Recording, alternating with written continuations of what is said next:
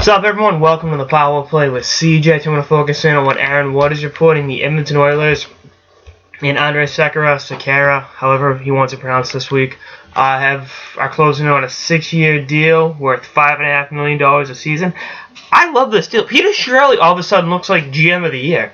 I mean, he's made a lot of shrewd. Obviously, drafting Connor McDavid is easy, but being able to get a Griffin Reinhardt and Sekera really improve that defense. It's like Edmonton's gonna be better. They went out, they got themselves a Cam Talbot between the pipes, and it's like, this team doesn't suck as bad as it did a few weeks ago, even taking McDavid out of the question, which is hard, but you look at the moves independent of drafting Connor McDavid, because I think my Shih Tzu could figure out that kid's the best player on the ice, and he deserves to go number one.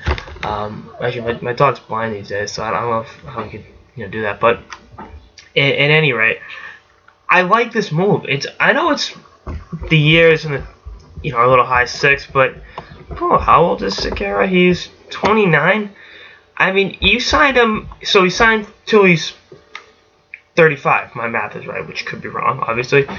So Brooks Orpik just signed a 5-year deal worth $5.5 million at age 35. You're signing a 29-year-old defenseman to a 6-year deal worth the same money as Brooks Orpik on a team that really needed help on D. I really, really, really like this move. I like it. You know what? You can lambast me for it. I don't give a shit. It's a smart move. It's good for both sides.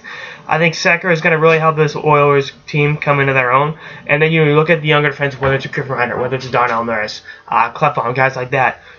Having him in the lineup can kind of alleviate the pressure on having to rush them in situations that aren't conducive to them and the team being successful. So it's like, I like this for both parties. I think it's really just a good move. He got paid. He goes to a team that can use him. And, looking at, McClellan and Edmonton, who I took the selfie with at the draft, good guy. He's going to have a lot of flexibility with his forwards and his D. So, I'm not saying Edmonton will not be a playoff team next year in the Western Conference, but, I think they'll be a lot better, and, they'll be team that's not easy to play against. He'll help with the the puck movement, and make life easier for the forwards.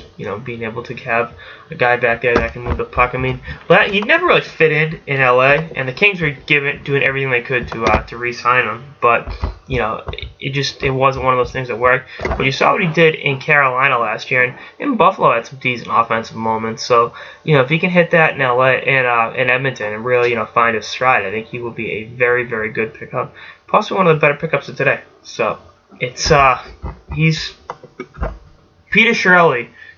Good for him. He's really getting the job done. And as much as I've lambasted him on this show in the past, looking goddamn like the early frontrunner for GM of the year right now. Landed a good free agent defenseman, drafted a super phenom again, not that hard, and then adding Griffin Reinhardt, I think will really fit in well with this team. So we'll see what happens. Anyway, that's all I got. This episode of the Power Play with CJ. Stay tuned for episodes for the off season and beyond. Later, guys.